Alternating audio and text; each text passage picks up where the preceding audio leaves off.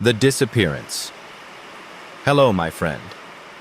You found your way to Azora 9, where the night is long, the rain never truly ends, and the stories linger long after the last word is spoken.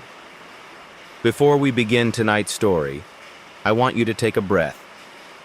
Let the weight of the day fade away. Imagine the rain outside your window, steady and calm, as we step into the past together.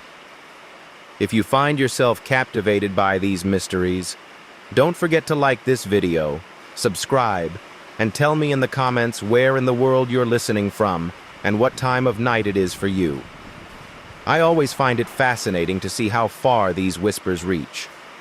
Now, settle in, get comfortable. Tonight, we begin the story of the vanishing of Clara Hayes. It was November of 1992 when Clara Hayes left the public library for the very last time. She was 24 years old, a quiet woman by all accounts, though well-liked in her neighborhood. She had grown up in Ashwick, a small town tucked between forest and river, the kind of place where everyone knew everyone's names, where the biggest excitement of the week might be a new book arriving at the library or a new dish at the diner on Main Street. On that night, the rain was falling, soft at first, then steady, coating the sidewalks in a slick sheen. Clara carried a stack of books pressed to her chest, her coat pulled close against the chill. She walked the same route she always took, a 15-minute path from the library back to her apartment. It was familiar, safe, lit by street lamps that buzzed faintly in the drizzle. Several people saw her that evening. A shopkeeper remembered her pausing briefly at the corner, shifting the books in her arms before crossing the street. A neighbor, smoking under his porch awning, swore she nodded to him politely as she passed. And then, nothing. By the time she should have reached her apartment, she had vanished. When Clara failed to answer her mother's call the next day, concern quickly turned to alarm. Her mother, Margaret Hayes, drove to the apartment herself. She found the building quiet, the hallway dim, the door locked from the outside. Inside, nothing was out of place. The kettle sat cool on the counter, as if it had been set there hours before. Her bed was neatly made, the way she always left it in the mornings. A sweater hung on the back of a chair, a teacup rested half full on the table. And on the desk by the window lay her journal, its final entry dated the night before. It read, "I think someone is following me again." The police opened a file, but from the beginning, the case resisted explanation. There was no sign of forced entry, no evidence of a struggle, no fingerprints that shouldn't have been there. And in 1992, there were no security cameras to capture her walk home. The witnesses all agreed she had left the library. They agreed she had walked at least part of the way home, but somewhere between the last wave from her neighbor and the front steps of her apartment building, Clara Hayes had simply ceased to exist. And then came the call. At 2:03 a.m., just hours after Clara vanished, Margaret's phone rang. Half asleep, she reached for the receiver, expecting perhaps her daughter or a wrong number. Instead, she was met with silence. Then, slowly, a sound began to rise through the static. Breathing, steady, close, and beneath it, a faint tapping, slow, deliberate, like fingernails against glass. Tap, tap, tap. "Clara?" Margaret whispered, but no voice answered. Only that breathing, only that tapping. And then, a click. The line went dead. The police traced what they could, but the old switchboard lines yielded nothing. The call could have come from anywhere, or from nowhere at all. The days stretched into weeks, then months. Flyers bearing Clara's picture were posted on telephone poles and storefronts. Volunteers combed the riverbanks, the forest edges, every alley and roadside ditch. No trace was found. No witnesses stepped forward with anything new. And slowly, as the seasons turned, Ashwick returned to its routines. But the absence lingered. Her apartment remained untouched. Her mother visited weekly, unable to move a single thing. The kettle, the teacup, the sweater. All left exactly where they were. It was as if Clara had simply stepped out on a rainy night and never returned. 30 years have passed since that November evening. And still, the apartment stands. Dust has settled on the books, the tea long dried in its cup, but otherwise, everything remains the same. The neighbors say that on stormy nights, when the wind rattles the windows, they sometimes hear a faint tapping from Clara's old room. Tap, tap, tap. And sometimes, when the phone rings in the middle of the night, Margaret still answers, hoping against reason that her daughter's voice will finally be on the other end. But all she hears is breathing. That is where we leave part 1 of The Vanishing of Clara Hayes. A young woman lost without a trace, a journal whispering of shadows, and a phone call that should never have come. The story does not end here. In part 2, we'll walk deeper into the investigation, into the conflicting witness accounts, the anonymous letters, and the haunting possibility that Clara's disappearance was not the first nor the last in Ashwick. So, let the rain fall steady outside your window, and when you're ready, join me for the next part of this mystery. The investigation. The days after Clara Hayes vanished were filled with questions that had no answers. Ashwick was a small town, the kind of place where someone walking down the street could be noticed by half a dozen people in the span of 5 minutes. And yet, on the night of November 12, 1992, Clara seemed to dissolve into the rain. Detective Mercer Vale was only 26 years old then, new to the force, still learning the rhythms of small-town police work. He had handled petty thefts, bar fights, the occasional drunk driver, but this was different. From the first time he stepped into Clara's quiet apartment, something about the case gripped him and would never let go. The apartment itself was unsettling. It didn't feel abandoned. It felt paused. A lamp still glowed faintly, its bulb weak, humming as though it had been left on for Clara's return. The teacup on the counter was ringed with a faint stain, as though she had set it down mid-sip. On her desk, the journal remained open, the ink on the last line darker than the rest, as if the words had been written not hours but minutes before she walked out. "I think someone is following me again." The word "again" haunted Mercer. It suggested a history, moments that had built up, fears that had grown quietly inside her life.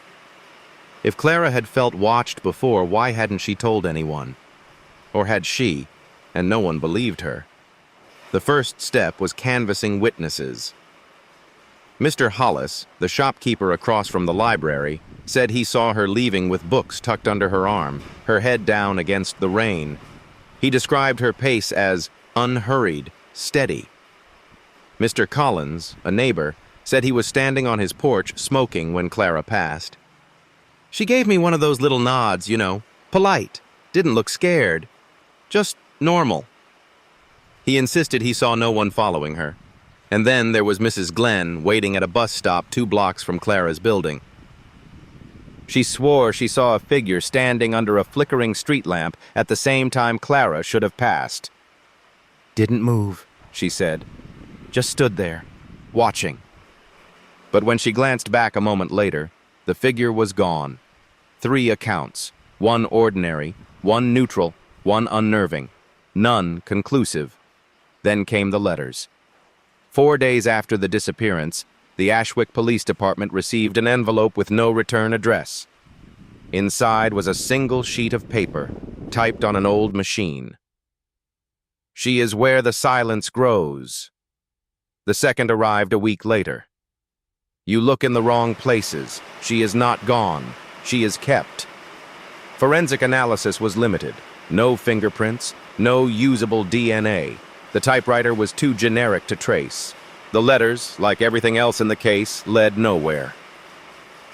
Margaret Hayes clung to the phone call at 2:03 a.m. She replayed it over and over in her mind, trying to decide if the breathing had been Clara's. She swore the tapping sounded like the window of Clara's apartment, the rhythm of raindrops against the glass. But when Mercer checked, the lines couldn't be traced, and there was no way to prove the call had ever come from inside the building. Still, something about it gnawed at him. Why call her mother? Why not a friend or the police? Unless Clara had been trying to reach someone she trusted in the only moment she had left. Mercer dug deeper into her journal. It wasn't filled with confessions or dramatic stories, just the life of a young woman. Lists of books to read, notes about her work at the library, reminders to buy groceries. But scattered between the mundane were fragments that chilled him.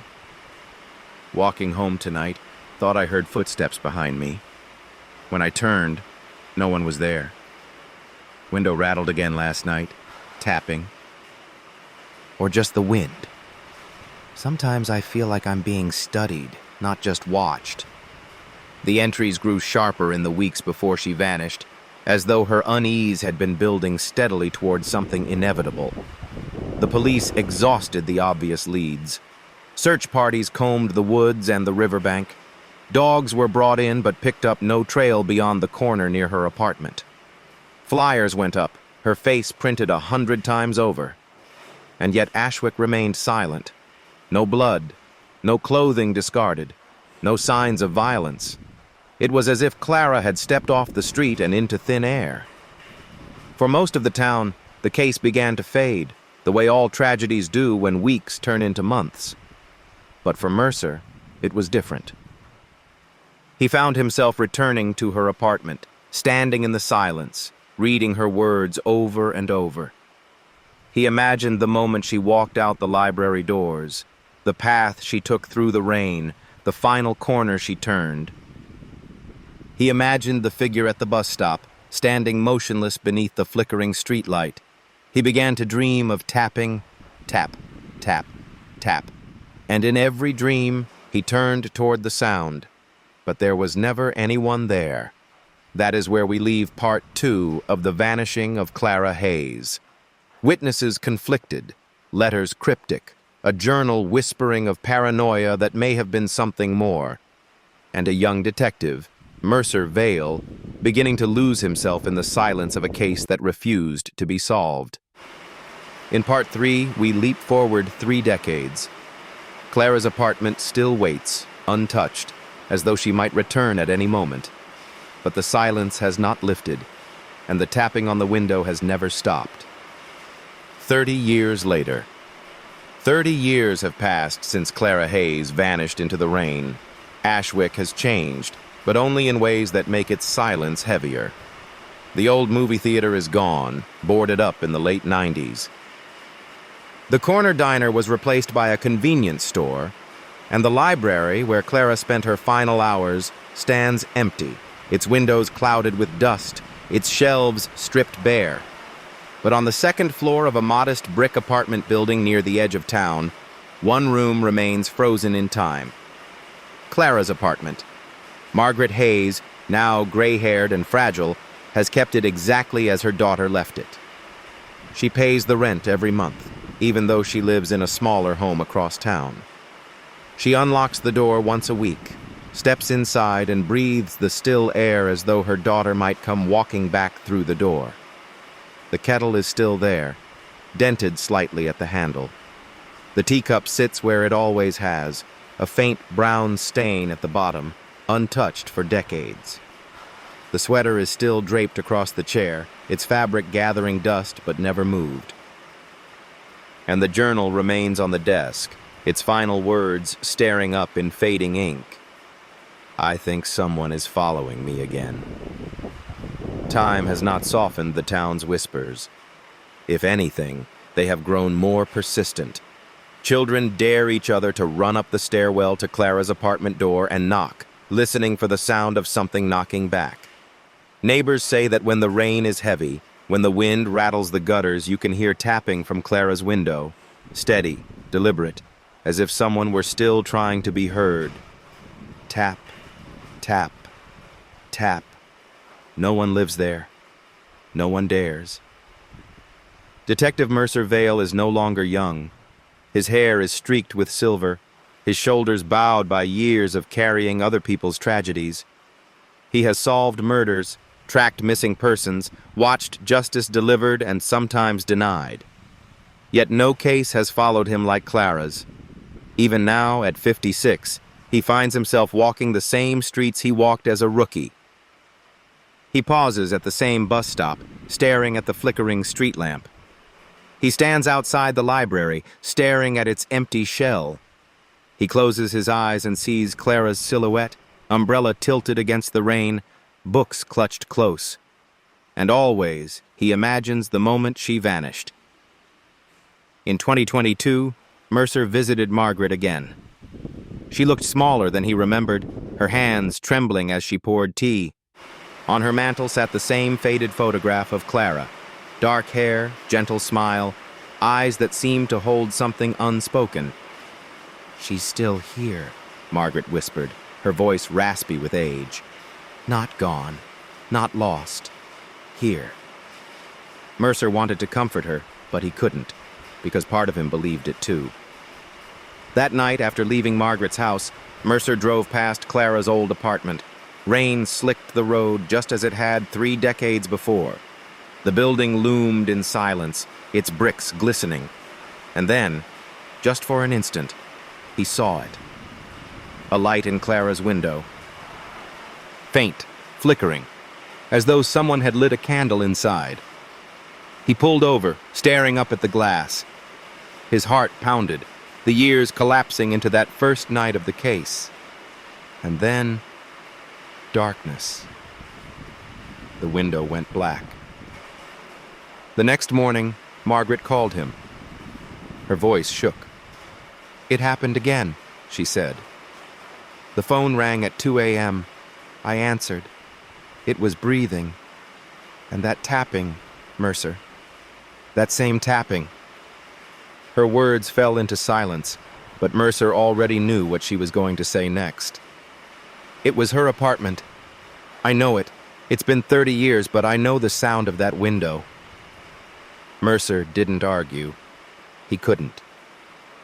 Because in the quiet hours after leaving the apartment building, in the stillness of his own home, he too had heard it. A faint tapping. Not outside, not on the walls, but inside his dreams. Tap, tap, tap. The journal returns. It was the first week of December 2022 when a package arrived at the Ashwick Police Department. No return address, no sender's name. The envelope was thick, padded, old enough that its corners had begun to fray. It had been left at the front desk sometime in the night, no one saw by whom. Inside was a leather-bound notebook, its cover warped with age, its pages yellowed and musty. A note was folded into the first page. "You missed this." Mercer held the book with gloved hands.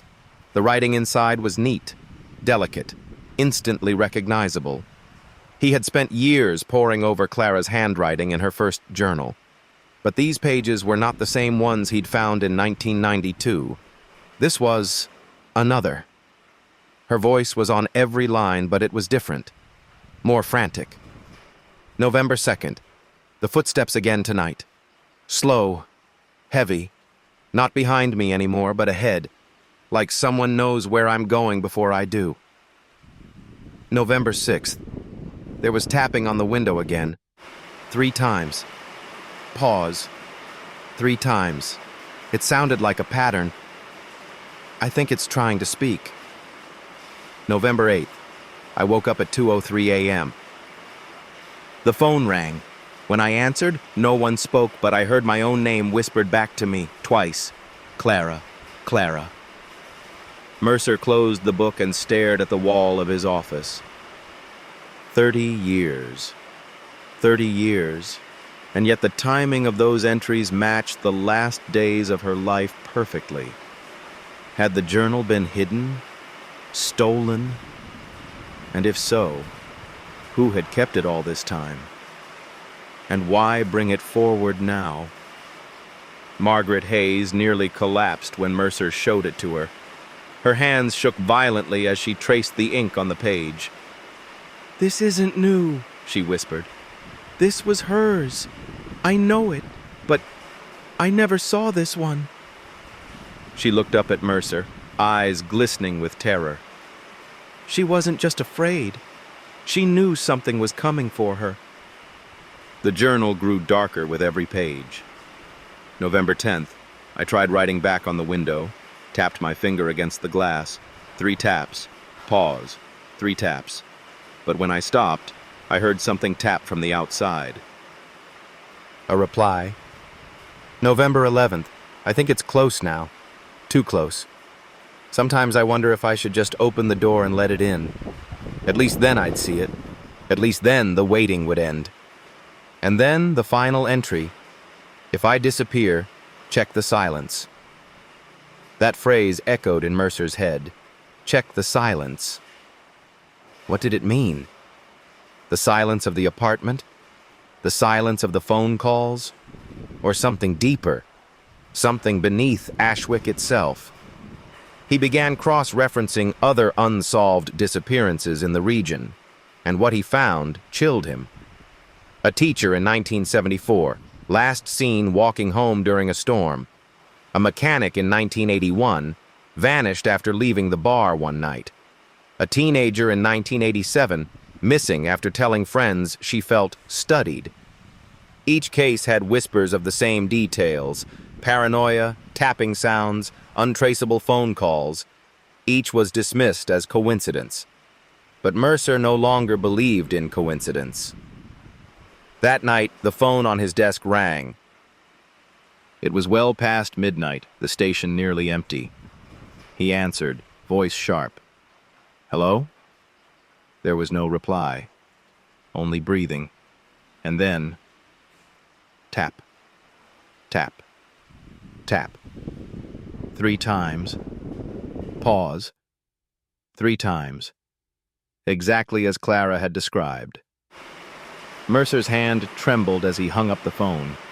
The silence pressed against the walls of the station, thick and suffocating.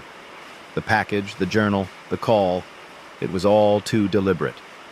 Someone wanted him back in the case. Someone wanted him to look deeper. And for the first time in decades, Mercer felt it again. That same chill he had felt as a rookie standing in Clara's apartment. The certainty that someone was watching. The threads unravel. The Ashwick Public Library had been shuttered for almost 15 years. Mold crept up the wallpaper, the roof leaked in places, and the shelves, once heavy with books, stood bare and skeletal. The town had built a newer, brighter library closer to the center, leaving this one to decay at the edge of the square. But for Mercer, the old building was not just a ruin. It was the place where Clara Hayes had last been seen. And now the journal, the second journal, hidden all these decades, had pointed him back here. If I disappear, check the silence. On a cold morning in late December, Mercer stood at the front steps of the abandoned building. The lock had been broken long ago. The door groaned open with the push of his hand. Inside, the air was thick with mildew and dust. His flashlight beam caught swirls of floating particles, disturbed by the first movement the place had seen in years. The silence was complete. Too complete. He moved through the main floor first. The circulation desk, warped and splintering. Empty shelves where fiction and reference once stood. The carpet rotted, soft and damp under his boots. Nothing unusual, just the slow decay of neglect. But then he remembered something from the old floor plans. A basement. A storage room below the library that had been sealed off years before. If the silence had a place, it was there. The door to the basement was nailed shut, planks across it brittle with age. Mercer pulled them free, wood splintering under his grip. The hinges groaned, protesting after years of rust, and the door swung inward into blackness. The air that poured up from below was colder, heavier. His flashlight barely penetrated the dark. Dust clung to the air, disturbed as though someone or something had moved there not long ago. The basement was lined with concrete walls, water stains seeping down in jagged lines. Boxes of records and old newspapers were stacked against one wall, yellowed and crumbling. But at the far end, Mercer's light caught something different. A circle. The floor was marked, charcoal or ash, faded but still visible. A circle with symbols etched along its edge. In the center were candle stubs, melted down to wax pools. Scattered around the circle were scraps of paper. Mercer bent to examine them. Names. Dozens of names. Some he recognized. The missing teacher from 1974. The mechanic from 1981. The teenager from 1987. And there, at the bottom of one page, Clara Hayes. Mercer's pulse hammered. He turned over another scrap. This one wasn't a name. It was a message, written in shaky block letters. The silence keeps them. Another. The watcher listens. And another. You are never alone. The flashlight flickered. For a moment, Mercer was left in darkness, and in that heartbeat of blackness he thought he heard it. Tap, tap, tap. 3 knocks against concrete, coming from somewhere deeper in the basement. The beam returned with a stutter, illuminating the far wall. Mercer froze.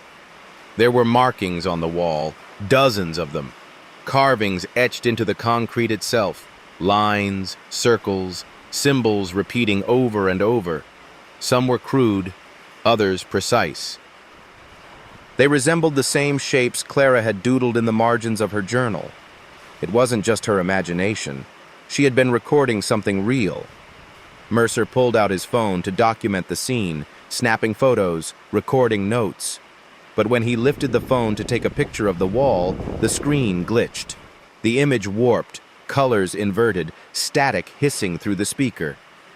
And then, for just a second, a face appeared in the frame. Pale, blurred, watching him from the dark. He dropped the phone, his heart slamming against his ribs. When he picked it up, the screen was normal again. The photo showed nothing but the wall. Breathless, Mercer gathered several scraps of paper and shoved them into his coat. He needed to study them, to match the handwriting, to see if there was any clue as to who had written them and when. But as he turned to leave, he noticed something carved into the inside of the basement door. He hadn't seen it before, hidden by the angle of the frame. He angled the flashlight and read the words carved deep into the wood. Mercer Vale. His throat closed. The name was his.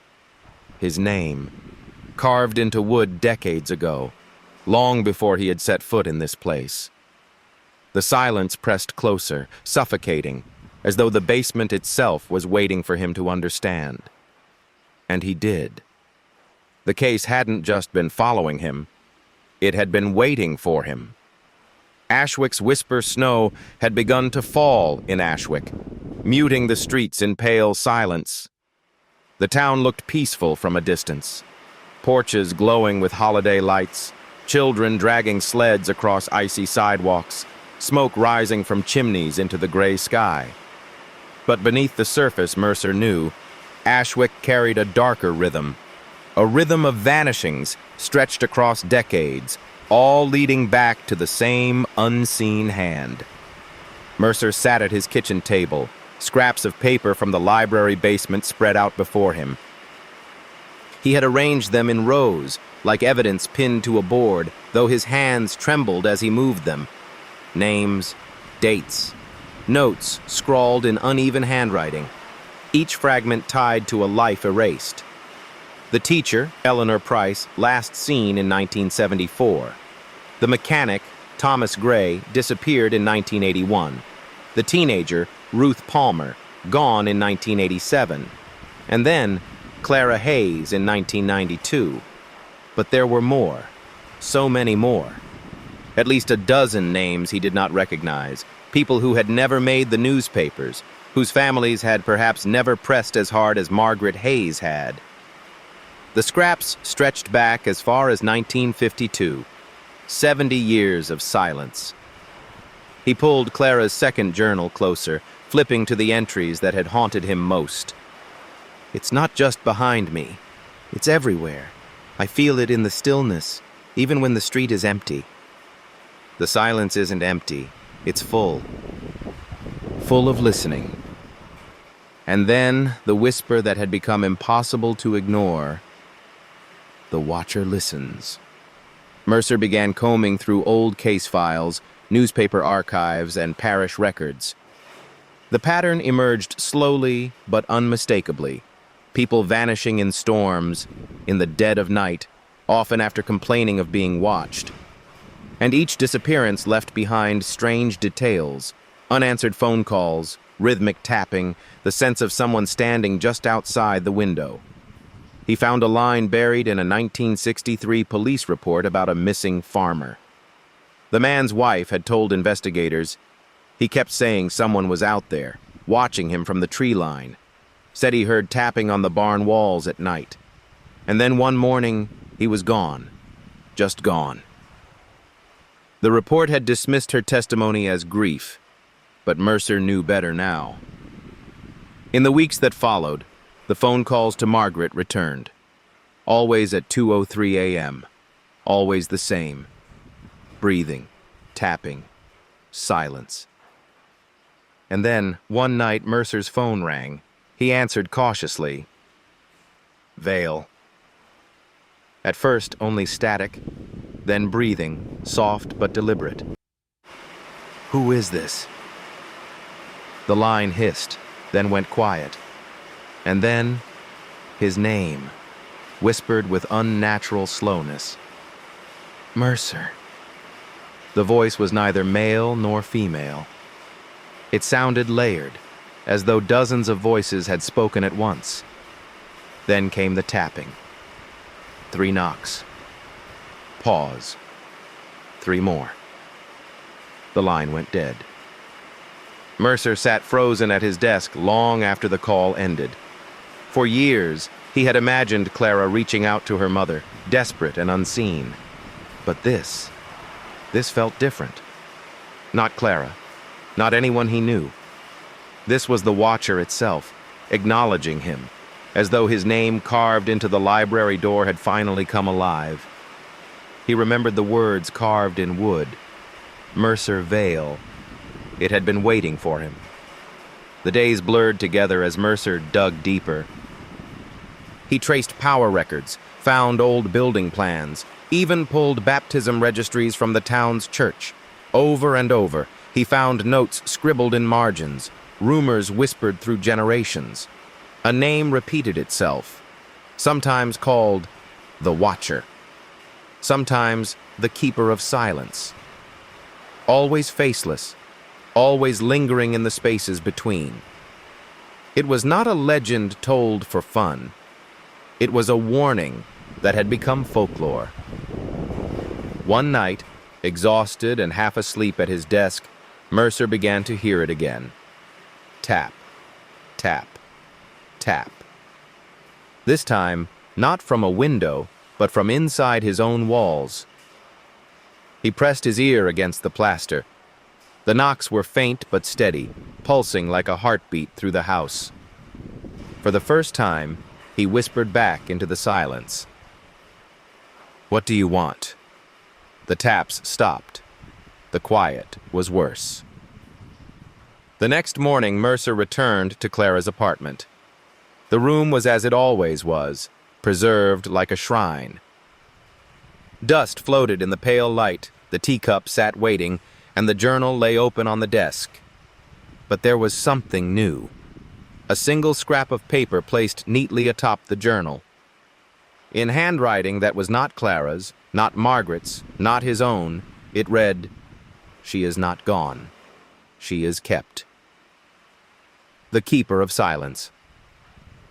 The scrap of paper lay on Clara's desk like a wound. She is not gone. She is kept. Mercer stared at it for a long time, the words crawling under his skin.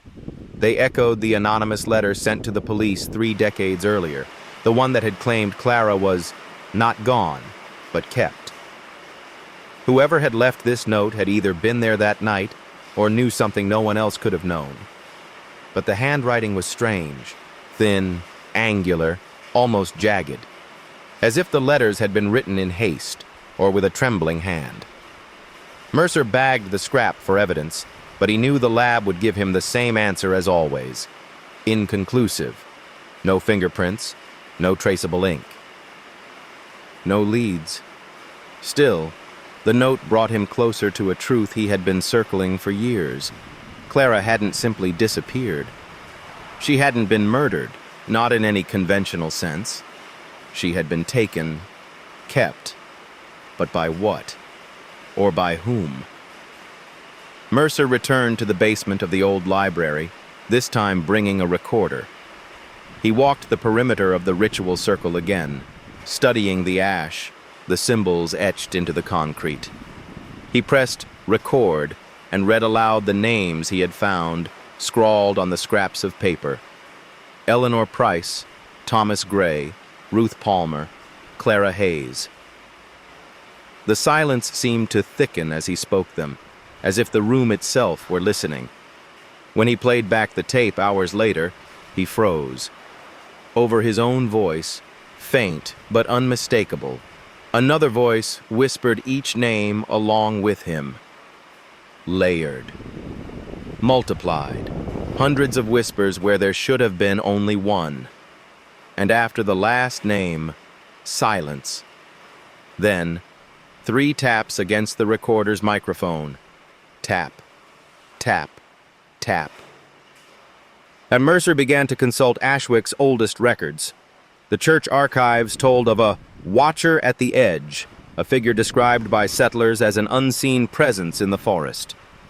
It was said to arrive with storms, to walk in silence, to wait outside windows and barns and doors until invited in. But what struck Mercer most was a single passage in the margins of an 1890 parish diary. The watcher keeps what is offered. When the circle is drawn and the name is spoken, the silence claims them, and they do not return. It wasn't random. The disappearances had been ritual. If Clara's name had been written inside that circle, if her life had been spoken into the silence, then she hadn't walked away that night by chance. She had been claimed. And if the circle had remained intact, if the rituals had continued, then Clara wasn't the last. Margaret called again the next morning. Her voice trembled. "Mercer." It wasn't just breathing this time. The call came again at 2:03. But this time, there was a voice, a woman's voice. She said my name. She said, "Mom." Mercer's grip on the phone tightened. "You're sure?" She sounded just like Clara. 30 years gone, and she still sounded the same. Margaret broke down in sobs. And then there was tapping. Always that tapping. Mercer closed his eyes. It wasn't just the watcher playing tricks. Something, or someone, was trying to reach back through the silence. That night, Mercer returned to Clara's apartment one more time. He sat in the chair where she had once sat, journal open before him, the lights off, the window cracked to let in the sound of rain. He waited, and at exactly 2:03 a.m., the phone rang. He answered, his throat dry, static first, then breathing, and then her voice. "Mercer." He froze. It was Clara, or something wearing her voice. "Where are you?" he whispered. A pause, then, "Kept." The line went dead. The silence of the apartment was crushing. Mercer pressed his palms against the desk, his heart hammering. He looked at Clara's journal again, at the last line she had written. "If I disappear, check the silence." Now he understood. She hadn't just left a warning. She had left directions. The silence wasn't just an absence. It was a place. Into the silence. The call haunted Mercer for days. Not because it was unusual. He had lived with strange whispers and tapping for weeks now. But because of the voice, Clara's voice. He played the recording over and over again. Her tone was unmistakable, gentle, clear, and yet threaded with something hollow, something stretched thin, as though her words had traveled through a place no human voice should ever pass. One word repeated, again and again, in his mind. Kept. Mercer began to piece together the pattern of the calls. Always at 2:03 a.m., the exact minute Clara's mother had first received one in 1992. The exact minute witnesses had last seen her alive. Why 2:03? What was it about that moment? He returned to the scraps of paper taken from the library basement. Some of the notes weren't names, but times. 1:59, 2:01, 2:03. Each scrawled over and over. It wasn't random. 2:03 was part of the ritual. On January 14th, Mercer made a decision he had sworn he never would. He would answer the silence directly. He set up equipment in Clara's apartment, a tape recorder, a camera, and an old rotary phone wired to a line still active in the building. Margaret had left everything untouched for 30 years, down to the cord dangling against the wall, as if waiting. At 1:50 a.m., he sat in the chair by the window, journal open on the desk. The rain outside drummed softly against the glass. At 2:03, the phone rang. The sound sliced through the apartment like a knife. Mercer forced himself to stay calm, though his hand trembled as he lifted the receiver. Static, breathing. And then Clara's voice again, fragile as glass. Mercer. He swallowed hard. Clara, where are you? The answer came broken, scattered by static. Here. Not gone. Kept. The line crackled, then went silent. But Mercer didn't hang up. Tell me what to do. His voice shook. Tell me how to find you. For several long seconds, only static. And then, tap, tap, tap. 3 knocks through the phone, sharp enough to make the receiver vibrate against his ear. And then a whisper, circle. Mercer dropped the receiver onto the desk and stared at the journal. Clara's last entry burned in his vision. If I disappear, check the silence. The silence wasn't just calling, it was giving instructions. The circle, the ritual. If it had taken Clara, then perhaps, just perhaps, it could be undone. The following night, Mercer returned to the library basement. He brought chalk, candles, and Clara's journal. His breath steamed in the frigid air as he redrew the circle, carefully copying the faded symbols etched into the floor. His hands shook as he placed the candles, the flames flickering against damp walls. He felt foolish, like a desperate man clinging to superstition. And yet deep in his bones, he knew this was no superstition. The silence had rules, and rules could be broken. At exactly 2:03, the basement seemed to breathe. The candle flames bent inward, their glow shrinking, as though the air itself were being pulled away. Mercer stood inside the circle, journal in hand. Clara Hayes, he said aloud, his voice trembling. I call your name. The silence thickened, and then, faint at first, he heard it. Breathing, not his own. And then, tapping, from the walls, from the floor, from everywhere. Tap, tap, tap. Clara? He whispered. For a heartbeat, the basement seemed to shift, the air rippling like water, and in the corner of his vision he saw her, a figure, pale, blurred as though half submerged in another world. Her eyes wide, her hand raised against the barrier of air between them. "Clara!" He stepped forward, reaching out. Her lips moved, soundless at first. Then the whisper cut through the static of silence. "Don't break the circle." Mercer froze. His instinct had been to step out, to run to her, but her warning was sharp, desperate. He stayed where he was, trembling. She pressed her hand to the air again, her outline flickering. For a moment he saw the truth written in her face. 30 years gone, but not aged, not changed. Trapped, exactly as she had been the night she disappeared. Her voice came one last time, fractured and fading. "It keeps us, all of us. Don't let it take you too." And then she was gone. The candles flared, then extinguished. Mercer was alone again, the watcher's shadow. The library basement was colder than it should have been. Even with the circle redrawn and the candles burned down to stubs, the air remained unnaturally heavy, pressing against Mercer's chest like a weight. He could still see Clara's face, pale, flickering, desperate.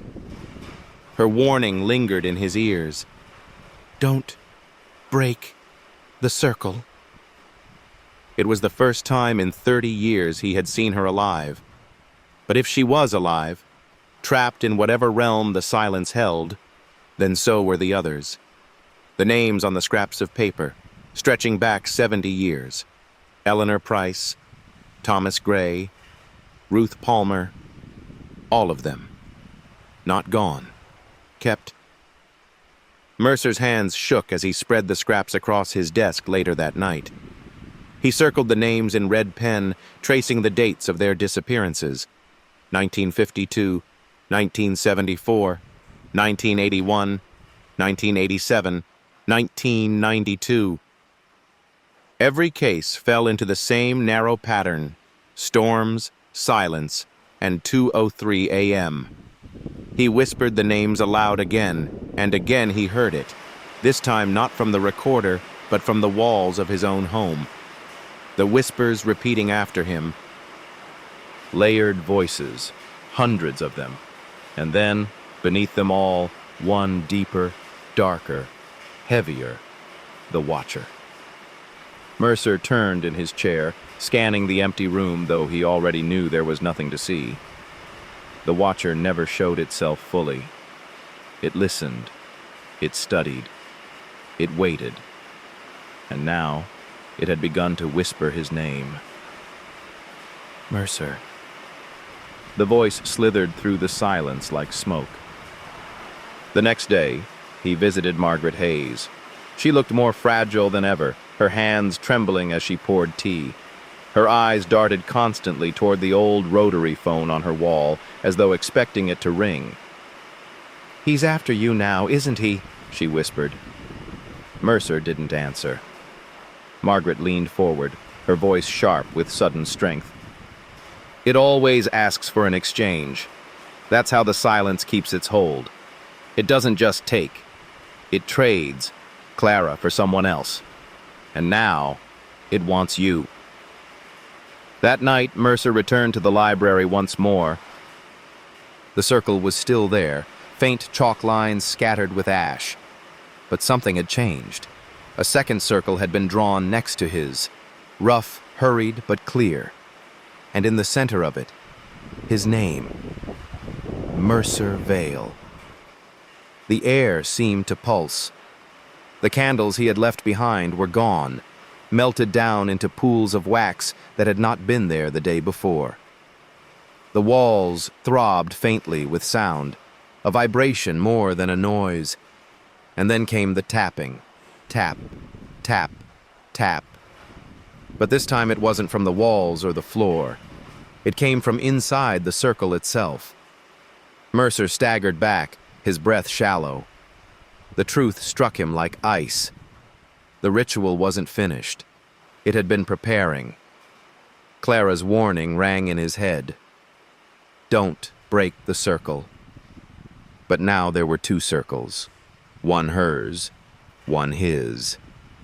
The Watcher wasn't just holding the lost. It was calling for a replacement, an exchange. Mercer stumbled from the basement into the night, gasping for air.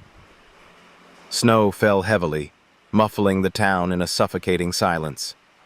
He glanced up at Clara's apartment window as he passed. For a heartbeat, he saw her silhouette there again, her hand raised against the glass, her eyes pleading, and behind her in the darkness, something larger, something vast, watching. The snow in Ashwick had not stopped for 3 days. It blanketed the town in a stillness so heavy that every sound, every creak of a house settling, every gust of wind rattling old shutters felt amplified, unnatural.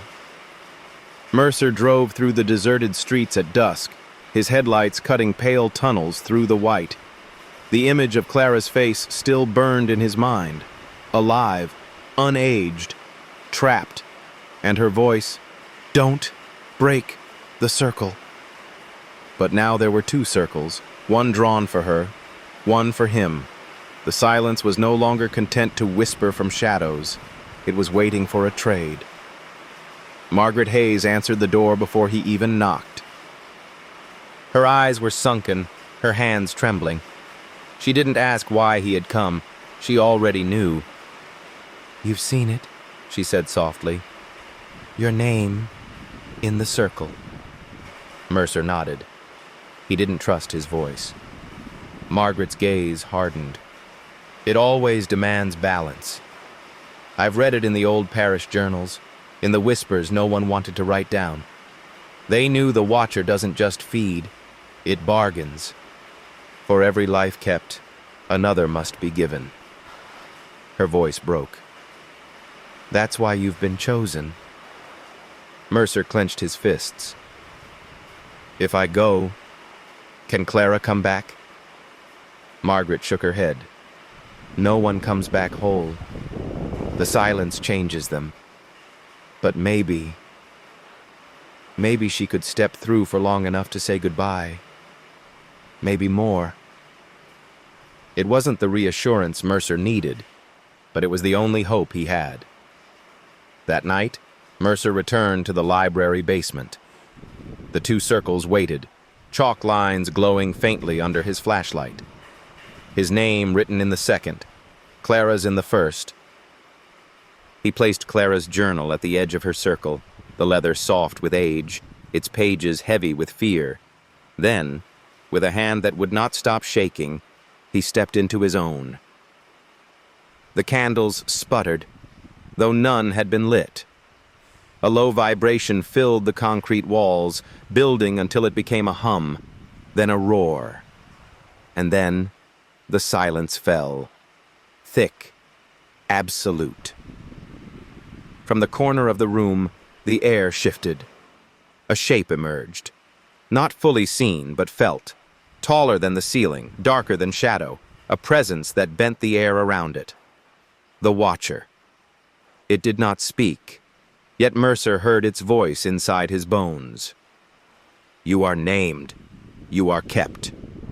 The chalk of the circle pulsed faintly under his boots. His instincts screamed at him to run, but Clara's words anchored him. "Don't break the circle." Across from him, her figure appeared again, clearer this time. Her hand pressed against the barrier of her circle, her eyes wide with desperate recognition. "Mercer," she whispered, her voice quivering with static. "You can't do this." He shook his head. "If it wants me, it has to give you back. That's the bargain, isn't it?" She shook violently, her hair falling into her face. "It doesn't bargain. It keeps... If you step out, it won't free me. It will take us both." The Watcher moved closer, its shadow pouring across the floor like ink. Mercer felt its pull, gravity itself bending toward its presence. His name echoed in the silence again. Mercer Vale. The chalk circle cracked underfoot, a fine line splitting like a fracture in ice. He looked back at Clara, her hand still raised. She mouthed the words slowly, deliberately. Not this way. For a moment, Mercer wavered. If he stayed, the silence would consume him. If he broke the circle, the ritual would finish its trade. But neither would bring Clara back. Not truly. And yet, something inside him whispered that the Watcher had not expected resistance. That maybe, just maybe, the silence had its own rules, and he could twist them as it had twisted lives for decades. The candles extinguished all at once. The basement fell into blackness. And in the dark, Clara's voice whispered again, closer than ever before. "Find the key." Then she was gone. The Watcher loomed over him, its weight crushing, suffocating, filling the circle with its shadow. Mercer stumbled backward, his flashlight flickering, his chest tight. Somehow, through sheer force of will, he leapt across the broken chalk line and fled the basement. The silence followed him, thick and alive, pressing against his back as he ran. Outside, the snow fell in sheets, coating the town in white. The library loomed behind him, its windows dark. Mercer clutched Clara's journal in his hands, her final words echoing in his head. Find the key. The key. Mercer hadn't slept in 2 days. Clara's words clung to him like frost. Find the key. But what did she mean? Was it a real key, metal, tangible, or something less obvious? An idea? A symbol? A way through the silence? He spread everything he had across his desk. The 2 journals, the scraps of paper from the library basement, the parish diary from 1890, the photos of names scrawled on concrete. He read until his eyes blurred, and then he found it, almost hidden, a line buried in the parish diary. The door to silence is not locked by wood or stone. It is the name, spoken and sealed, that binds. The key is the name returned. Names. That had always been the center of it. Every ritual, every circle, every victim had their name written, spoken, claimed. That's why Clara's was in the circle. That's why his was written there now. If names locked the silence, then maybe names could also unlock it. Mercer leaned back, staring at Clara's journals. She had written her name over and over in the margins. Clara Hayes, Clara Hayes, Clara Hayes. At first, he thought it was paranoia, but what if it was deliberate? What if she had been trying to keep herself tethered? And what about the others? Eleanor Price, Thomas Gray, Ruth Palmer. Their names had been scrawled on scraps of paper, left to rot in the basement. What if the key was not a single object at all, but all of them together? The following evening, Mercer returned to the library basement. The snow outside muffled everything, as though the world itself were listening. He carried chalk, candles, and every scrap of paper he had collected. Inside the basement, the air was colder than ever, but the second circle, the one with his name, had been erased. In its place, written huge across the floor in ash, was a single phrase, "Bring the key." Mercer knelt at the edge of the old circle, heart pounding. He lit the candles, placed Clara's journal at the center, and carefully laid the scraps of paper around it. Every name he had, arranged in a ring. And then he spoke. Eleanor Price, Thomas Gray, Ruth Palmer, Clara Hayes. One by one, he said each name aloud. His voice shook, but he forced himself to continue, calling every lost soul he had uncovered. When he finished, the silence shifted. It wasn't empty anymore. It was full, crowded. The air thickened with whispers. Dozens of voices, then hundreds, layered over one another. He could feel them pressing against the walls, the floor, the ceiling. For a moment he thought he saw faces, blurred, pale, reaching through the air as if trying to claw their way out. And then, above the chorus, Clara's voice rose clear. "Mercer." He turned, and there she was again, inside the circle. Her hand pressed against the barrier, her eyes filled with urgency. "You found it," she whispered. "But it's not finished. The key must be turned." "How?" Mercer's voice cracked. "Tell me how." Her lips trembled. "An exchange. Always an exchange." The candles guttered violently. The watcher was close. Mercer felt its presence pour through the basement, vast and suffocating, heavier than stone. "One must stay," the voice echoed inside his skull, deep and layered. Clara's hand shook against the air. "Don't let it be you." Mercer staggered back, his mind spinning. He had unlocked something, the names, the voices, the souls pressed against the veil. But now came the cost. The silence could be opened, but only if someone stayed behind to keep it closed. His eyes darted across the scraps of paper, the glowing chalk circle, the flickering journal. And then, to Clara, her lips forming one final plea. "Don't let it take you too." The choice. The basement of the abandoned Ashwick Library had never felt so alive. The air pulsed with whispers, the weight of 70 years of stolen names pressing against the walls. Mercer stood inside the circle, sweat freezing against his skin despite the cold. The candles flickered violently, their flames leaning inward, as if some unseen force were drawing the light away. And there she was again, Clara Hayes. Her face pale, her outline blurred like a reflection in disturbed water, but her eyes fixed on his with terrible clarity. Her hand pressed to the barrier of her circle, just as it had before. "You've opened it," she whispered. "But it won't let us go for free." Mercer's throat tightened. "Then tell me what to do." Her lips trembled. "You already know. It's always the same." The silence itself seemed to answer. A low vibration shuddered through the concrete, and then the watcher's voice bled into his bones. "One must stay. One must be kept." Mercer's eyes darted around the room. The scraps of paper trembled on the floor, the names written there glowing faintly, as though the silence itself were caressing them. Eleanor Price, Thomas Gray, Ruth Palmer, dozens of others, and Clara Hayes.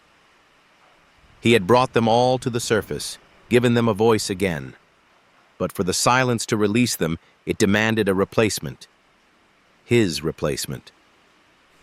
He thought of Margaret Hayes, waiting in her lonely house with the phone always within reach, 30 years of hope and despair intertwined. He thought of Clara herself, a woman whose life had been cut short not by choice but by ritual. He thought of all the others, their faces blurred in the silence, waiting for release. If he stayed, maybe they would walk free. Maybe Margaret would finally see her daughter again. But Clara's eyes pleaded with him. "Don't let it take you too." The watcher moved closer, its shadow pouring across the basement floor like a tide. Mercer felt the air grow heavier, his limbs sluggish, his breath shallow. It was waiting for him to step fully into the silence, waiting for him to complete the exchange. His mind spun. What if the exchange didn't work? What if stepping forward only condemned him, leaving Clara and the others still imprisoned? What if the watcher had been lying all along? And yet, Clara's final words, "Find the key," had brought him here. She had wanted him to know, to choose. Mercer closed his eyes, his voice hoarse. "Then let it be me." The silence shifted instantly, hungrily. The candles guttered out. The chalk circle began to fracture. The air pressed harder, the watcher's shadow looming vast and endless.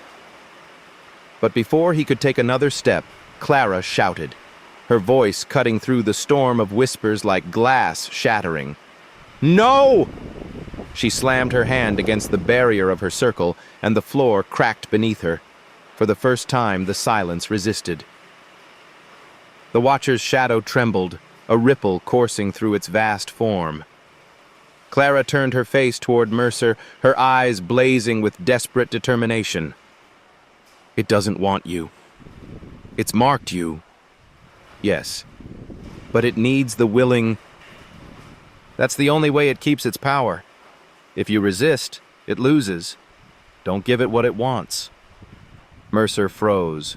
All this time, he had thought the silence was inevitable, a machine grinding forward with cruel precision. But Clara's words shifted everything. What if the exchange only worked because people believed it had to? What if the silence's strength lay in obedience, not inevitability? The Watcher roared inside his skull, a thunderous command that shook his bones. "One must stay. One must be kept." But the voice wavered, thin, strained, almost desperate. Mercer steadied himself, his heart hammering. He looked at Clara, then at the names circling the floor. He whispered fiercely, "No one stays. Not anymore." He kicked through the chalk, breaking the circle wide open. The basement howled. The Watcher's shadow shrieked and splintered, twisting violently as the candles reignited on their own, their flames burning blue. The names on the scraps of paper lifted into the air, glowing like embers, and then silence. But this time it wasn't heavy. It was light. When Mercer opened his eyes, the basement was empty. The scraps of paper were gone, the chalk lines erased, the oppressive weight lifted. Only Clara's journal remained, lying open on the concrete. And on its page, written in fresh ink that hadn't been there before, were 3 words. "Thank you, Mercer." The aftermath. The silence broke in the basement of Ashwick Library like shattered glass. For the first time in decades, the air no longer pressed down, heavy and suffocating. Mercer stood alone among the cold concrete walls, his chest rising and falling in frantic gulps of breath. His body trembled as if every nerve inside him had been set alight. The scraps of paper were gone, the chalk circles erased. The Watcher's looming shadow had dissolved into nothing. But Clara's journal lay open at his feet, the words scrawled across the page still fresh, the ink wet to the touch. "Thank you, Mercer." Mercer sank to his knees, staring at the words. Was it Clara who wrote them? Or something using her voice, her memory? He touched the page with a trembling hand, half expecting the letters to smear, but they stayed sharp, etched as if burned into the paper itself. His heart hammered in his chest. He had defied the silence. He had broken the ritual. He should have felt victory, release, triumph. Instead, he felt the weight of something unfinished. The next day, the calls stopped. Margaret Hayes phoned him in tears. "It's gone," she whispered. For the first time in 30 years, no phone rang last night. No tapping, no breathing. Just nothing. Mercer wanted to celebrate, but the tremor in her voice unsettled him. Margaret had lived with the silence for so long that its absence now felt uncanny, unnatural. "Do you think she's free?" she asked. Mercer hesitated. "I think she's no longer kept." It was the closest thing to the truth he could give. For days afterward, Ashwick felt different. The streets were quieter in a new way, not the oppressive hush the Watcher had left behind, but a calm, almost fragile stillness. And yet Mercer noticed strange things. Old houses that had always creaked at night were now too quiet. The storm drains along Main Street, usually humming with water, were dry and soundless. Even the birds in Ashwick Forest had grown eerily still. The silence had shifted, not gone, not destroyed, only moved. Mercer's dreams grew worse. He woke each night at 2:03 a.m., sharp, drenched in sweat, his ears filled with echoes. Sometimes it was Clara's voice, faint and pleading.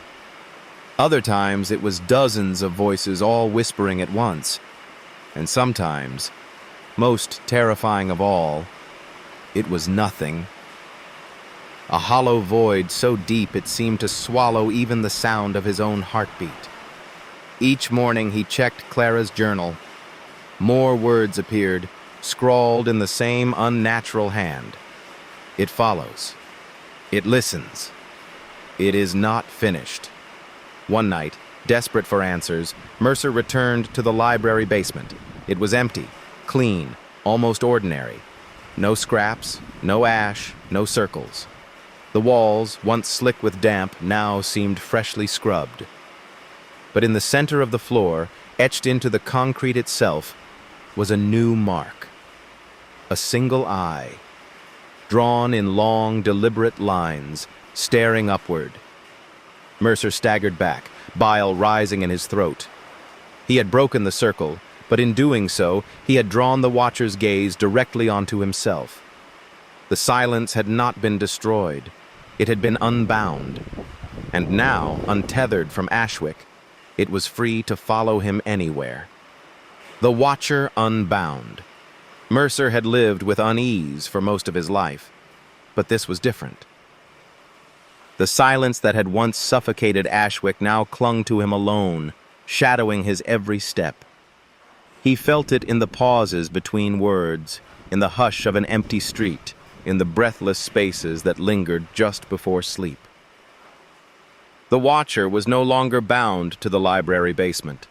It was unbound, and it had chosen him. At first it was subtle. His footsteps no longer echoed when he walked down the hall of his small apartment. His own coughs and sneezes seemed to vanish before they reached his ears. The kettle that once whistled shrill now emitted only a muted sigh. And then there were the mirrors.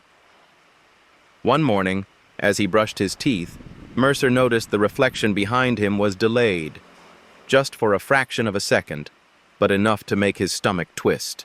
He turned sharply. Nothing there. When he looked back, the reflection moved in perfect sync again. But he knew. The watcher was there.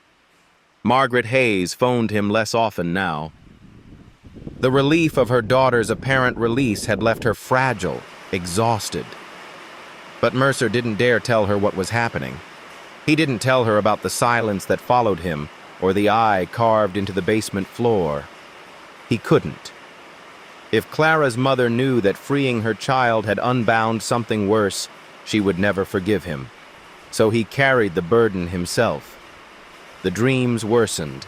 Every night, 2:03 a.m., dragged him awake, as if unseen hands yanked him from sleep. He would lie there, listening, until he realized the sound he was waiting for was already present. Not footsteps, not breathing, but awareness. The silence itself seemed to lean close, like an animal sniffing at his ear. And sometimes, just before dawn, he would hear the faintest whisper curling inside the quiet like smoke. Kept. By the third week, Mercer noticed the pattern. The silence wasn't random. It responded to reflection. Mirrors, windows, pools of water. He tested it one night, standing in front of his bathroom mirror with the lights off. His own face stared back, faint in the glow of a single candle. He waited. At 2:03, the flame flickered. His reflection did not. It kept staring at him, frozen, even as he slowly lifted his hand. And then, in the reflection alone, a second shape appeared behind him. Tall, still, watching. Mercer staggered backward, smashing the mirror with his elbow. Glass shattered across the sink. When he looked up again, the shape was gone, but the silence remained, thicker than before. He understood now. The watcher had been unbound from its circle, but it still needed anchors. Anything reflective, Any surface that could catch its gaze became its window. It had left Ashwick, yes, but it was not free-floating. It was tethered to him. That night, Clara's journal once again changed. Words appeared on the page in the same sharp, unnatural hand. It cannot be destroyed. But it can be contained. Mercer stared at the message, his pulse racing. Was it Clara, or the Watcher itself taunting him? Below the sentences, a final line appeared as the ink spread across the paper before his eyes. You are the new keeper. The first manifestation. Mercer had always feared the night, but now he feared something worse. The moments of quiet in between. The Watcher no longer waited only for 2:03 a.m. It slipped into the hours around him, pressing into his life in ways that felt subtle at first, until they weren't. It began one evening when he was reading Clara's journal at his desk. The apartment was silent except for the scratching of his pen against paper. Then, without warning, the sound stopped. Not faded, stopped. His pen kept moving across the page, but there was no noise, no scrape of ink, no creak of the chair beneath him. He pressed the pen harder, desperate for sound. Nothing. He looked down. The words he had written were not his own. We see you. Mercer dropped the pen and stumbled back. The air in the room thickened. Shadows stretched along the walls, elongating in ways they shouldn't, bending toward him like hands reaching. He grabbed Clara's journal, flipping to the last page. New words bled across it as though carved into the paper by invisible fingers. You are not the first. The knock at his door nearly stopped his heart. 3 sharp raps in the silence. Tap, tap, tap. Mercer froze. No one knocked at his door this late. No one ever knocked at his door. He stepped closer, every muscle tight. His breath fogged in the cold air seeping through the frame. Slowly he pressed his eye to the peephole. The hallway outside was empty, but in the warped circle of glass, the reflection showed something else. A figure, tall, motionless, its face lost to shadow. Watching. The next morning, Mercer woke slumped against the door, his body stiff with cold. The apartment was silent, too silent, as though every sound had been drawn out of it during the night. On the floor before him lay a shard of glass. Not from his mirror, not from any broken object in the apartment. A perfect fragment, smooth at the edges, glinting faintly in the dim light. When he picked it up, his reflection stared back at him, delayed, just as it had in the mirror before. And then, without moving his lips, the reflection spoke. Keeper. Panic clawed at his chest. He hurled the shard across the room. It struck the wall and fell, but when he went to retrieve it, it was gone.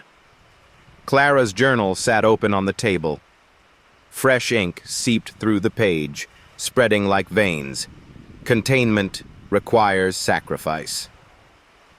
That night, Mercer tried to resist sleep. He brewed coffee until his stomach ached, kept every light in the apartment on, and played an old radio for background noise. But at 2:03, the station hissed into static, the bulbs dimmed, and the silence fell. And then he saw it. Not in a reflection, not in a dream. Standing in the corner of his room, tall enough that its shadow reached the ceiling, the Watcher. Its presence was crushing, bending the air, warping the space around it. Its face was hidden, but Mercer felt its gaze pierce him, filling his chest with ice. It had crossed over. The sacrifice. Mercer could not move. The Watcher filled the corner of his apartment like a living void, a distortion of shadow and weight. It didn't step forward. It didn't need to. Its presence pressed against his lungs, making every breath shallow, ragged. Its silence was worse than any scream. He gripped the edge of the table for balance, his eyes darting to Clara's journal lying open on the wood. Fresh words bled across the page, spreading like ink in water. Containment requires sacrifice. Mercer's voice trembled. "What do you want from me?" The watcher did not answer. It only tilted, as if listening. And then he felt it. Not sound, but thought. A whisper that bypassed his ears and sank straight into his bones. A keeper must feed the silence. Mercer staggered back, his mind racing. Feed it.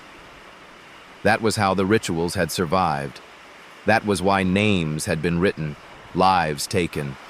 The silence demanded souls. The Watcher didn't just claim them, it was sustained by them. "Not again," Mercer growled through clenched teeth. "Not Clara. Not anyone else." The Watcher's form quivered, shadows bending like smoke in the wind.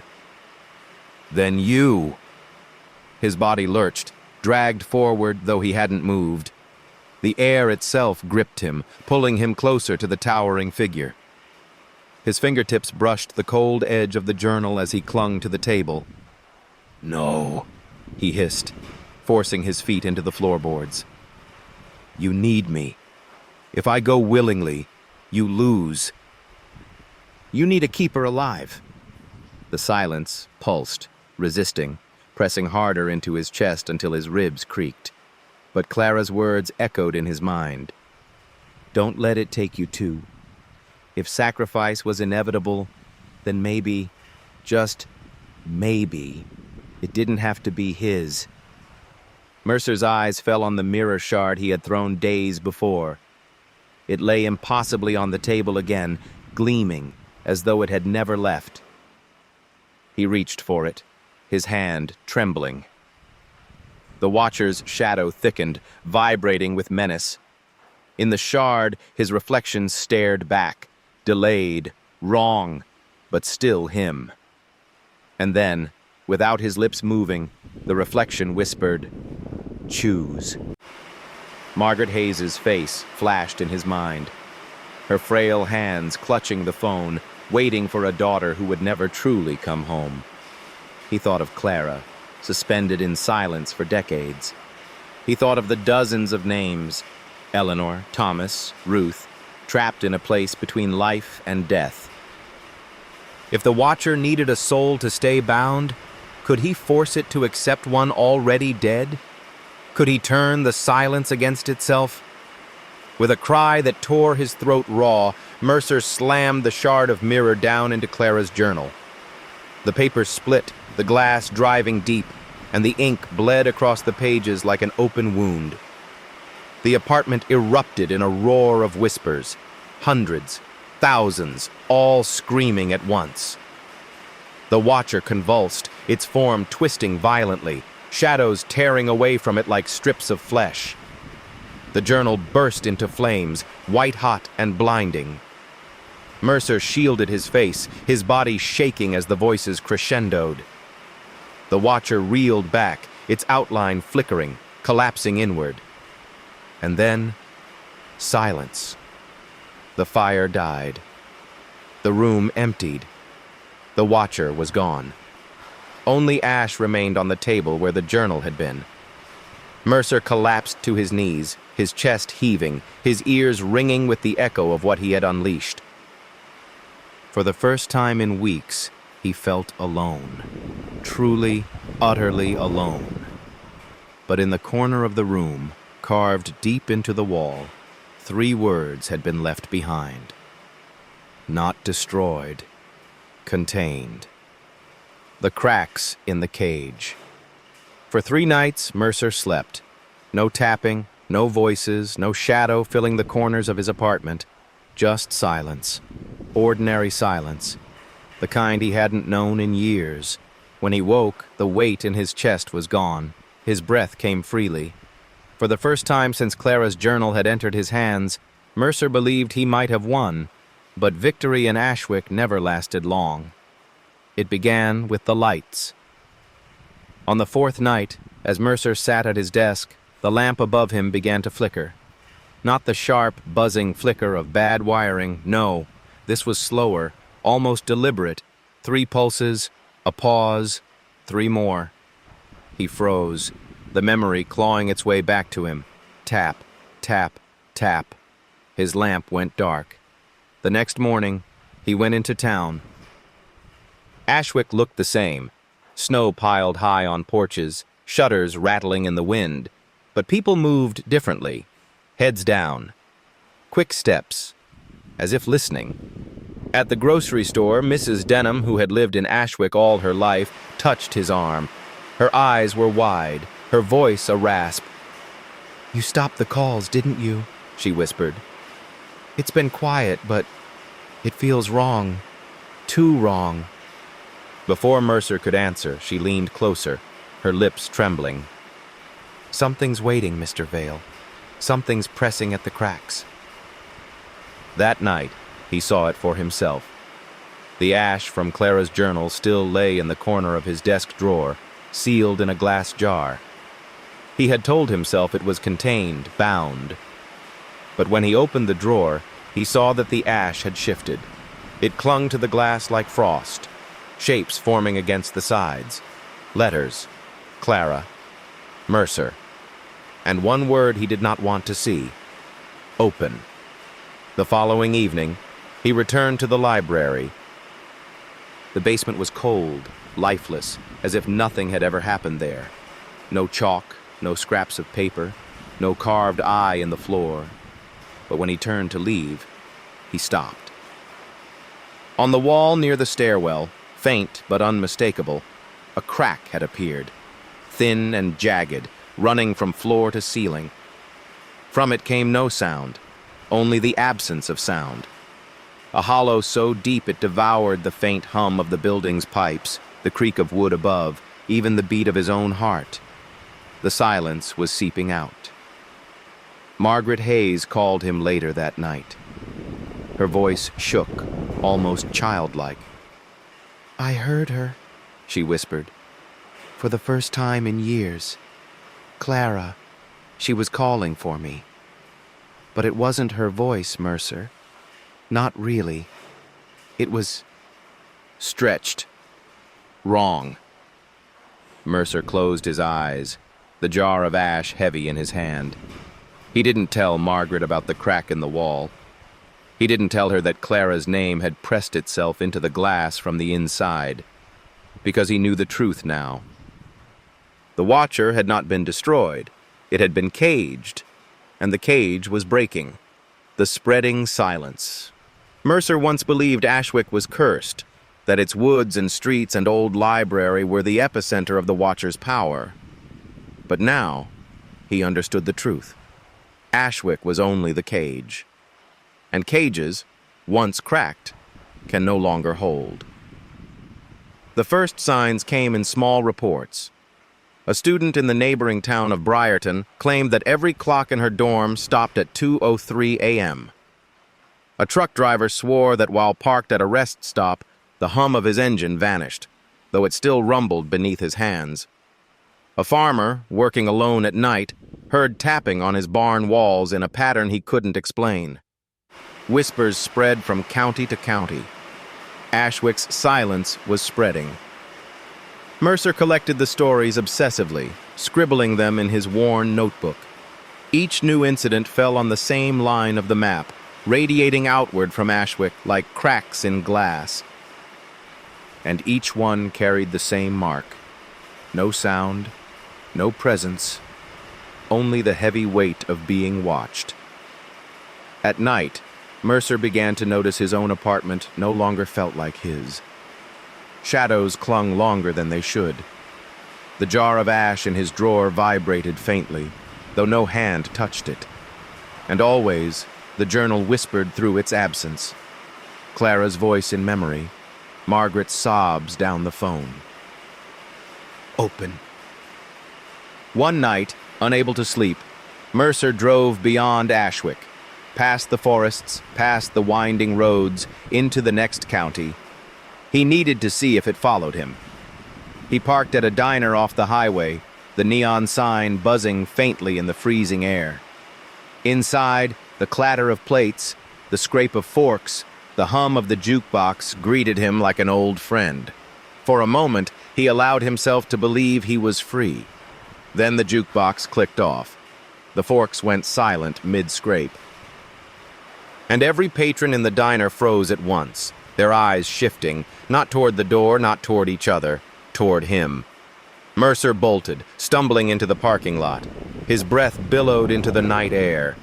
The hum of passing trucks on the highway had gone. Even the wind had stilled.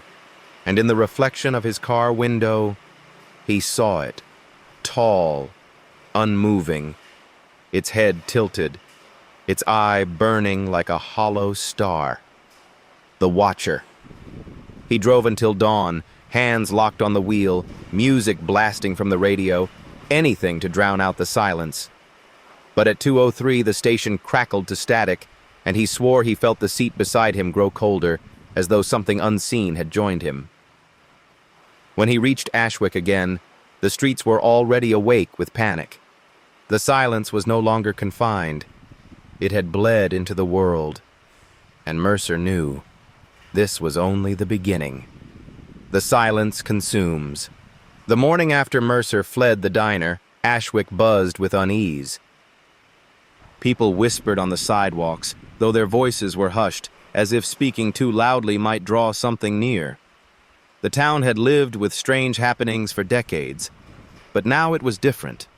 The silence was no longer confined to their streets, their library, their woods. It was moving outward, infecting everything it touched, and it was accelerating. Reports poured in faster now. Entire neighborhoods in Briarton claimed their dogs refused to bark at night. A man in Lakehurst recorded hours of static on his phone, convinced the silence itself had answered his call. School children whispered about a shadow in the gymnasium that stretched against the direction of the lights, and at the center of each account was the same detail. It always came at 2:03 a.m. Mercer traced the incidents on a map. The radius around Ashwick had grown by miles each night. If it continued, within weeks it would spread across the state, then beyond. The Watcher wasn't just haunting Ashwick anymore. It was devouring sound itself, a cancerous hush growing wider and wider. Mercer felt the weight of inevitability. He hadn't destroyed it, only broken its chains. And now it was free to consume. That evening, Margaret Hayes called him. Her voice was thin, nearly broken. Mercer, she whispered, it's in my house. The silence. It feels like Clara again, but it isn't. I hear her footsteps upstairs, the way she used to walk when she couldn't sleep. But when I look, her voice cracked. It's not her. It's never her. Mercer's hand tightened around the phone. Don't listen to it. Don't follow it. But even as he said the words, he knew how useless they were. The silence had waited 30 years to reach Clara's mother. Now, it wanted her too. That night, Mercer dreamed. Not of Clara, not of the library basement, of the world, cities without traffic, highways without engines, oceans without waves. He saw the silence spread across continents, erasing sound, erasing life. People moved like shadows, their mouths opening and closing with no words emerging. And at the center of it all, the Watcher stood, its hollow gaze fixed directly on him. Mercer woke at 2:03. His apartment was black. The radio had died, the clock had stopped. And in the darkness, he realized something terrible.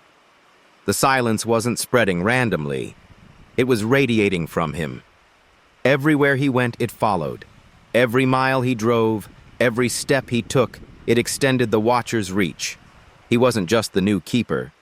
He was the carrier. The keeper's burden. Mercer stood over the map on his desk, the inked circles spreading outward like veins. Each pin he'd placed marked another incident. Briarton, Lakehurst, Hollow Bend. The pattern was undeniable. The silence wasn't expanding in every direction at once. It was following him. Wherever he went, it grew. Wherever he stopped, it stayed. Mercer staggered back from the map, the weight of realization crushing his chest. He wasn't just haunted. He was the epicenter. For hours, he sat in the dim light of his apartment, Clara's ash jar on the table beside him, whispering his thoughts aloud, just to hear the reassurance of sound. His voice was hoarse, trembling, but real. If I leave Ashwick, it spreads. If I stay... The words caught in his throat. If he stayed, the silence would stagnate here, feeding on the town until nothing remained. But at least it wouldn't reach beyond Ashwick's borders. He had become the cage. At midnight, Margaret Hayes came to him. She looked older than ever, frail beneath her heavy coat, but her eyes burned with clarity. "I know what it wants," she said without preamble. "Clara told me in a dream last night. It doesn't just feed on the kept, it thrives on despair. And you're giving it exactly what it wants." Mercer shook his head, hollow. "I don't have a choice, Margaret. If I go, the world goes with me. If I stay, Ashwick becomes the sacrifice." Her hand gripped his arm, bony but fierce. "Then you must choose differently, not escape, not surrender. Something else." But what else could there be? At 2:03 a.m., the silence arrived. The clocks froze. The hum of the refrigerator stopped. Even their breaths seemed to falter, as though afraid. And in the corner of the room, the Watcher appeared, its shadow bending the walls, its eye hollow and endless. Mercer rose to his feet, his fists clenched. "You want me to keep you. You want me to carry you. But I won't." The Watcher's form pulsed. A low vibration rattled the floor. "You are the keeper. There must always be one." Mercer's voice cracked with desperation. "Then take me. End it. Leave the rest of them alone." The Watcher tilted its head, as though amused. The silence swelled, pressing Margaret against the wall, making her gasp for air. "One kept, one contained. But you are bound. You cannot leave." Mercer staggered, his thoughts unraveling. Bound, not free to die, not free to escape. The Watcher needed him alive. He was both jailer and prisoner. Margaret's voice cut through the silence, ragged but unyielding. "Then break the cycle, Mercer. Don't let it choose. You choose." Her words struck something inside him. For years, the silence had demanded obedience, compliance, despair. But Clara's warning had been the same. Don't let it take you. The Watcher had no power unless it was given. What if the burden of keeper wasn't a curse? What if it was a weapon? Mercer turned back to the shadow, his heart pounding. "I accept it," he said. "I'll be your keeper. But I decide the terms." The Watcher stilled. The silence trembled, the walls groaning as if reality itself strained at his defiance. "You will stay with me, only me. No spreading, no consuming. You want a cage? I'll be it." The eye burned brighter. The silence roared. But Mercer didn't falter. "You don't keep me. I keep you."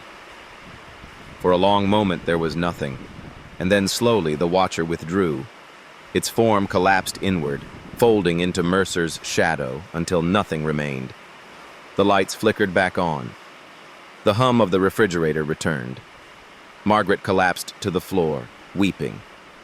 Mercer stood unmoving, his chest heaving. He could feel it inside him now, like a second heartbeat, like a weight in his bones. The Watcher had not been destroyed, but it was contained. The weight of the cage. Mercer woke to silence, not the ordinary hush of an early morning, but something deeper, something inside him. a pressure that pulsed in his chest, steady as a second heartbeat. The watcher was no longer in the corners of his room. It wasn't behind mirrors, nor lurking in reflections. It was inside him. He had kept it, and now he had to live with it. The first days were bearable. The silence pressed down, but it obeyed him.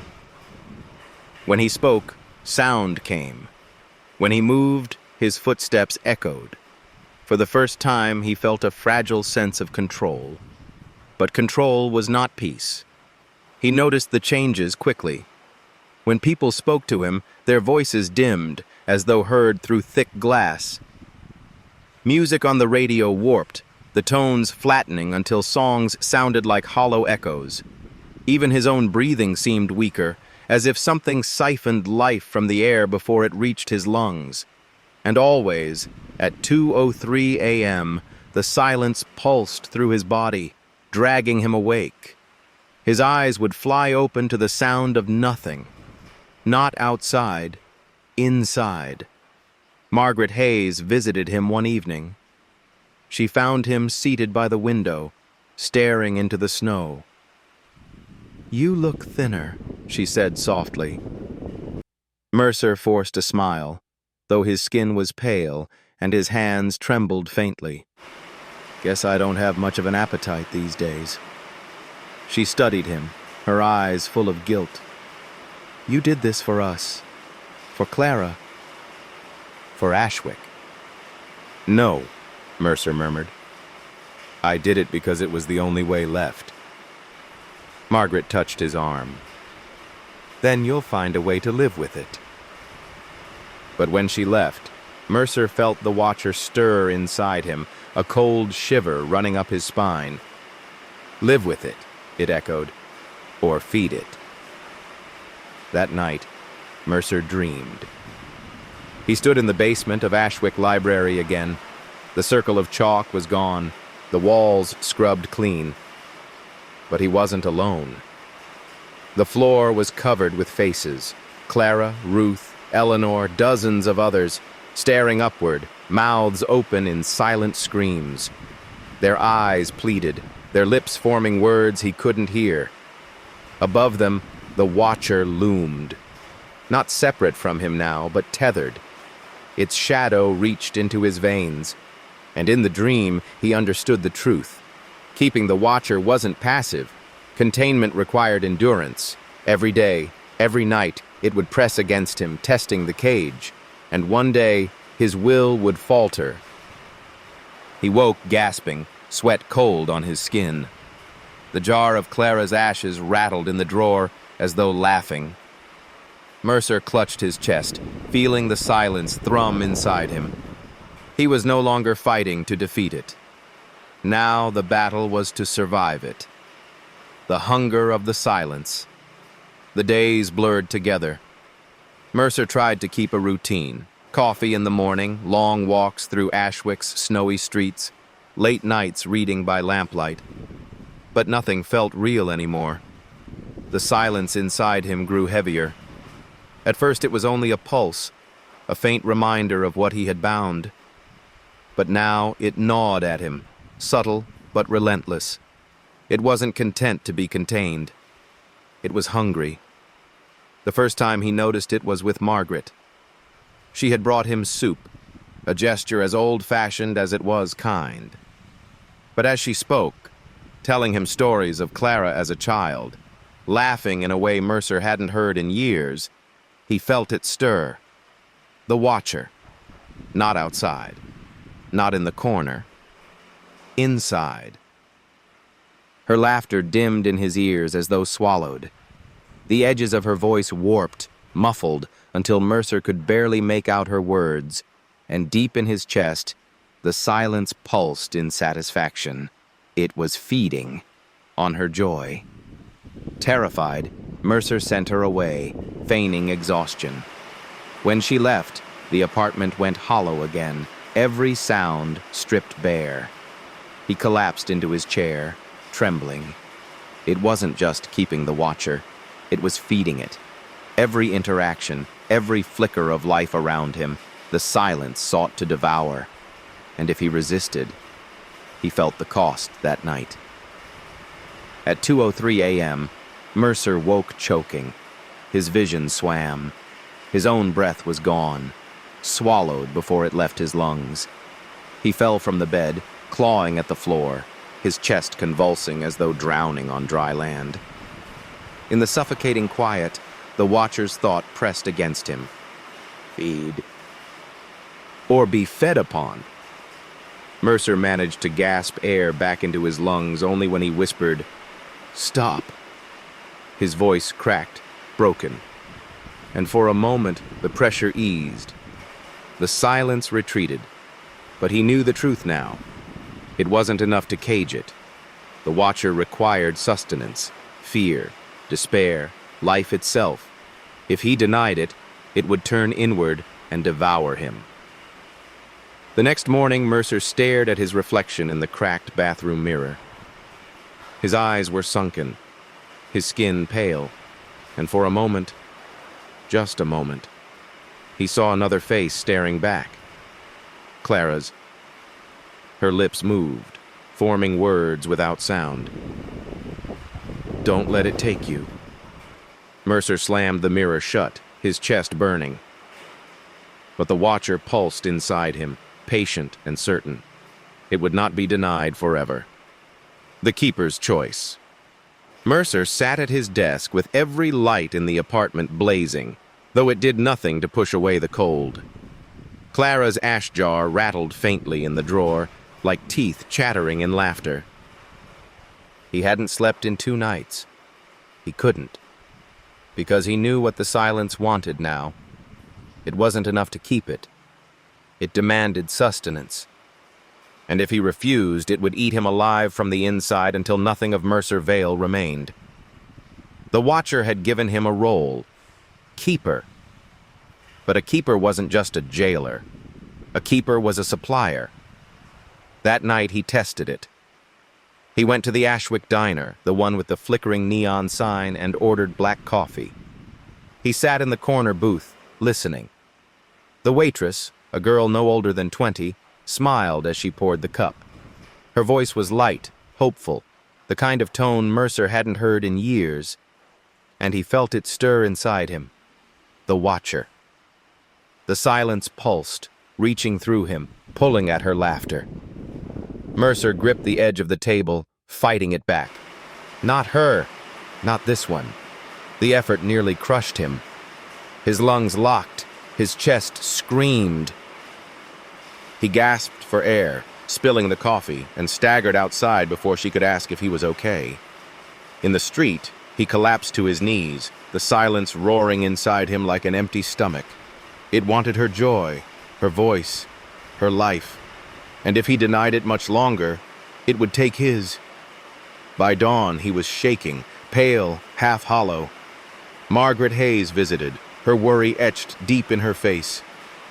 "You're dying," she whispered. "I can see it." Mercer forced a smile, though his lips were cracked. Better me than anyone else. She shook her head fiercely. "Clara gave her life to keep that thing bound. You can't throw yours away the same way. That won't save us. You'll only pass the curse to someone else." Her words struck him harder than the silence ever had. Because she was right. If he let himself die with the Watcher still inside him, it would only look for another cage, another keeper. Someone else would be chosen. That night, at 2:03, Mercer stood by the window, staring into the black forest beyond Ashwick. The silence pressed against him, ravenous. "Feed," it whispered inside his bones. "Choose."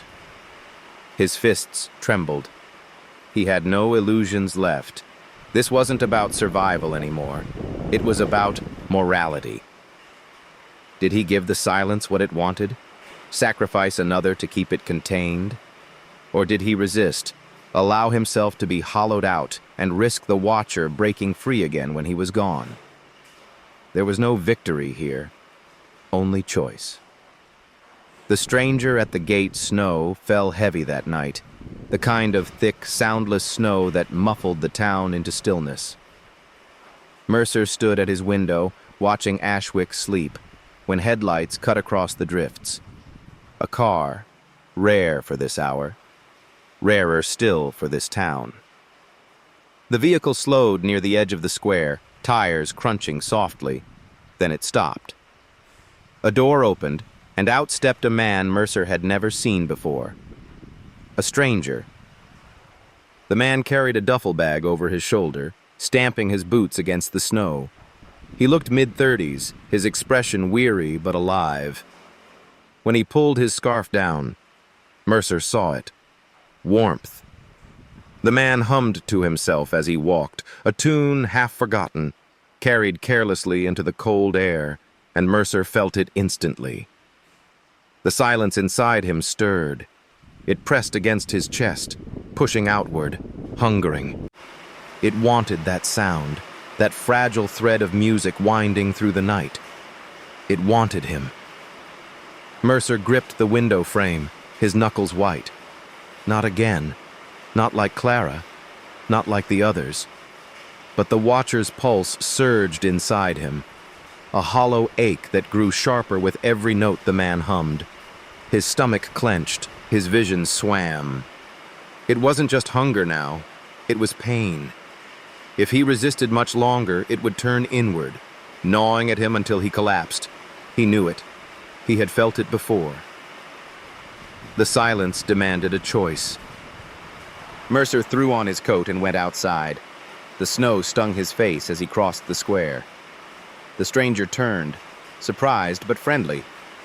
"Evening," the man said, his voice warm, carrying across the empty street. "Hell of a storm, huh? Car gave out just past the ridge. Figured I'd find some place to hole up."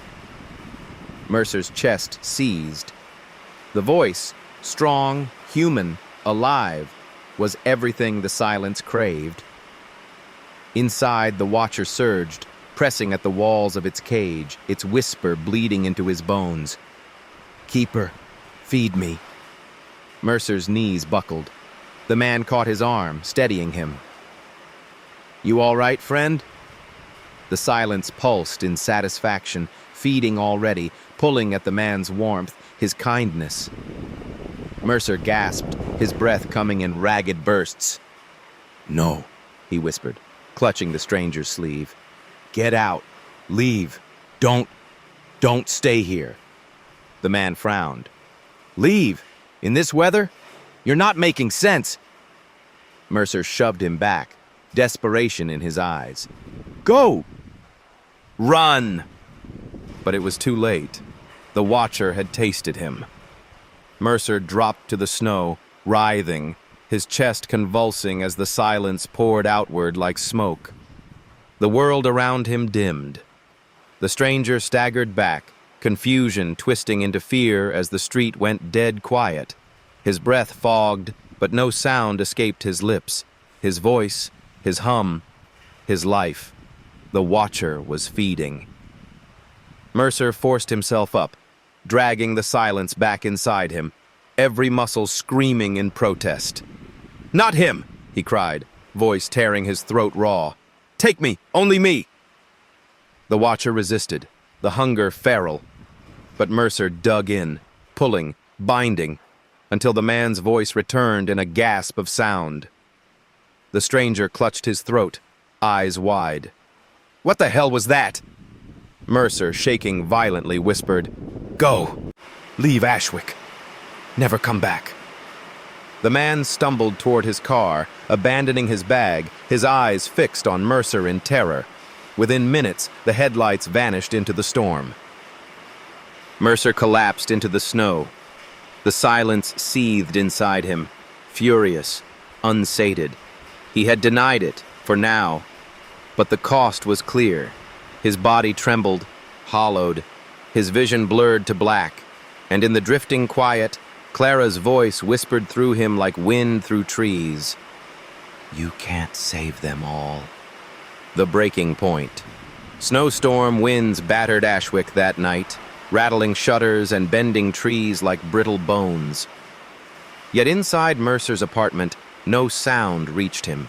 Not the howling wind, not the groan of timbers. Nothing. The silence had grown. It pressed against him from within, deeper and hungrier than ever. Mercer lay on the floor, every muscle weak, his chest burning as though hollowed out. He had denied it too many times. The watcher was no longer patient. It was starving.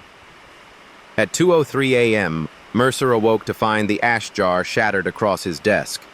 The black dust had spilled outward, staining the wood like blood. And above it, the watcher formed. Not a shadow this time, not a shape caught in reflection. It filled the room, a towering void, its single eye burning with a hunger that made the air quake. "Feed," it whispered inside him, its voice like stone breaking. "Keeper, choose." Mercer staggered upright, clutching the edge of the desk. His vision swam. His body felt like it no longer belonged to him. The silence pulsed in every vein, suffocating his heartbeat. "Not them," he rasped. "Never them." The watcher leaned closer. Its eye pierced through him into every memory. Margaret's trembling hands, Clara's faded laugh, the stranger's terrified gasp. "Then you." Mercer dropped to his knees. His body convulsed, lungs locking again. This time there was no reprieve. The silence wasn't waiting for permission anymore. It was consuming him. His vision blurred. Faces flickered across the dark. Clara, Neville, Eleanor. 100 voices lost to the watcher's hunger. They reached for him with mouths open, but no sound came. He understood, finally. Containment wasn't victory. It was a slow death. The keeper wasn't a savior, only the next in a line of sacrifices. Unless, he broke the line. Mercer forced himself to his feet. His chest screamed. His body felt shredded from the inside, but he stumbled toward the mirror shard lying in the spilled ash. The watcher loomed, the silence pressing like an ocean. "You want a keeper?" Mercer gasped. "Then take this." He pressed the shard to his chest.